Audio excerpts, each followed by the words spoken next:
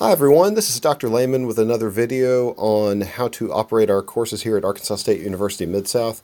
Well, what I want to show you today is a little bit about our new learning management system, Canvas. And what you'll see on my menu screen here is that I have two Canvas apps. I have a student app and a teacher app, and I can do a lot of fun stuff with my classes in the teacher app, as you can see here. And I can look at all my courses and edit them and add assignments and grade a few things, but that's not what I want to show you today. What I want to show you is the Canvas Student app, and you can download this from the Google Play Store or from iTunes, and that should be no problem with either Apple or Android. You'll enter your Canvas login information, and you'll mention that it'll have a drop-down thing there that you're at ASU Mid-South, and you should see any courses that you're enrolled in Canvas just the same way you would on our desktop program. And so, for example, right here, I've got a teacher resources class that I'm enrolled in for learning how to use Canvas on my end. But what you'll also see is a dashboard, a calendar function at the bottom. The calendar function will eventually be updated with things from your courses. Some to-do lists that you can create, notifications hub. You'll see that I've got a welcome message up for the U.S. History course, for a bunch of different U.S. History courses, actually. And some communications within Canvas. In this case, it's from the person who manages our LMS. But what you're going to be most interested in is our course, and I've managed to add myself as a student to our U.S. History course for the 8 a.m. Tuesday, Thursday live class, but you'll see the same thing for any of the American history courses, whether it's live or online, and you'll see a very similar setup for world civilizations or Arkansas history if you're taking that from me here. You'll see a lot of the same functions that you would see on the desktop version. So you've got your modules, you've got your announcements, you've got assignments, discussions, a gradebook, a list of people and their contact information, some pages, files, some other kind of nuts and bolts. Yeah, there's a syllabus tab there, but I'm probably going to remove that because that works a little bit differently on Canvas than it did on Cruiser. You'll see some buttons that actually don't show up on the desktop version. But for your purposes with my class, I would say the way to go would be to click on modules, because that's what you see with, or when you open up the page on my courses anyway, if you go through your desktop or laptop.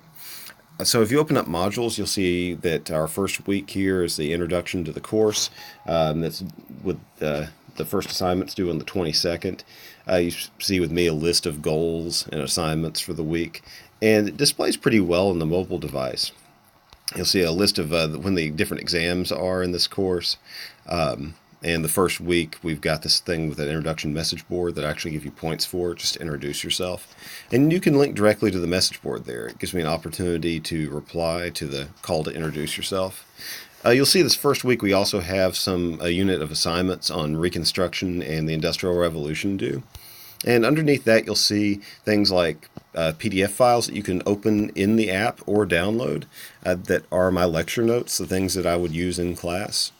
Some ways are more detailed than what I use in class because it's kind of a repository of stuff I might use.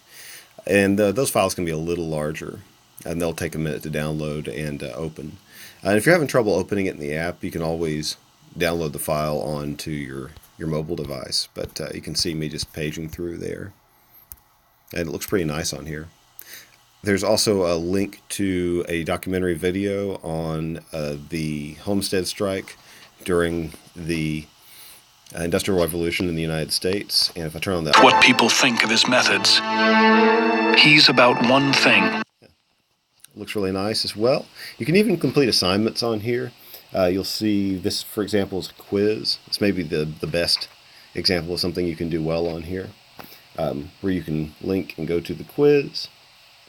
You'll see, as kind of a preview of what we're actually going to have on here, that you can look at this published assignment, or you can look at other course materials. And when that quiz opens up, you'll actually be able to complete it on here and answer some of the questions. So, for example, this is me working this is kind of putting me back in instructor mode and letting me do a preview of it. And you can see one of the questions here. It's got an A, B, C, D selection box. So you can complete some of your assignments on here. Matter of fact, if you look at another assignment type for this course, we've got a short response assignment where I just ask you to give me up to about 100 words in response to a given question.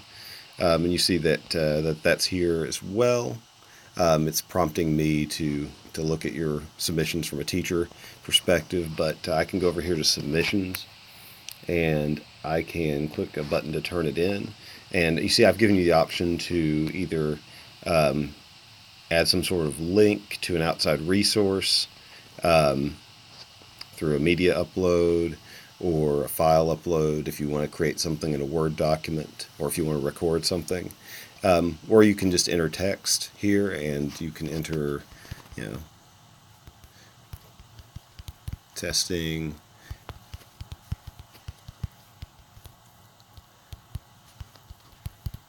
You can go on for about as long as you want here, I think.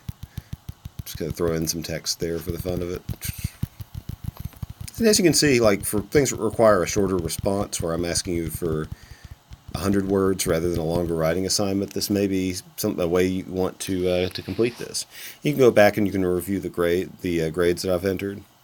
So that's the way you can complete assignments here. If you want to look at other information about the course, you'll see I've got a welcome announcement posted under announcements.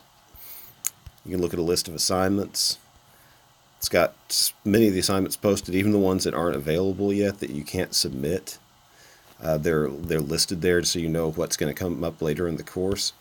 You can look at your grades, if the ones are entered, and you can see all the different assignments we're going to have in the course. For example, we're going to have 3 exams, 4 writing assignments, 5 quizzes, 10 of these short responses, and that introduction message board. Add up to about 1,000 points. So it's a nice mobile app. It is 100 times more usable than what you guys are used to if you've taken classes here with Cruiser before. So I hope you enjoy it, and I hope you make good use of it, because it's probably one of the best things about switching to this system. If you have any questions, as always, feel free to email me or add a comment to any of the specific assignments if you're having an issue or if you have any questions. Thank you very much.